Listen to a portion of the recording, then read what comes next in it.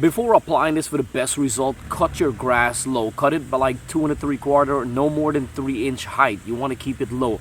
Make sure you cut clean, rake. If you have to do aeration, aerate a little bit, get some holes in there. Apply this in the evening time. If you apply it in the morning, you got the whole day out. The sun will come out, something drying out. The wind will sometimes blow it out. Apply this in the evening time and water it really well.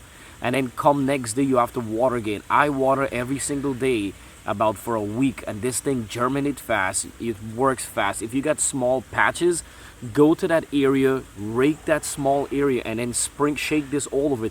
You want to cover the whole area with this, and it works fast. It works good. I use it every single year. I use it twice a year, and I'm telling you, it's summertime. I'm going to show you right now here how my grass is still green in a hot summer weather. This thing is good. Check in the description box for more details. Summertime right now, and it's hot. Most people grass are burning up, but you can see right here we got good shade, we got good grass seed, and this is a mulch, fertilizer, and it's seed in, so it's 3-in-1. Listen, this you could save lots of money, but you see all these leaves here?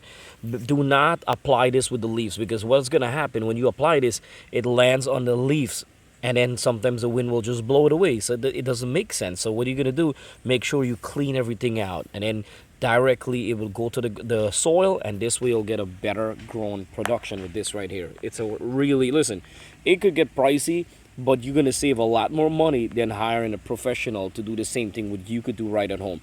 Check in the description box of price and details. Don't forget to like and subscribe on Product Zone. Thumbs up here.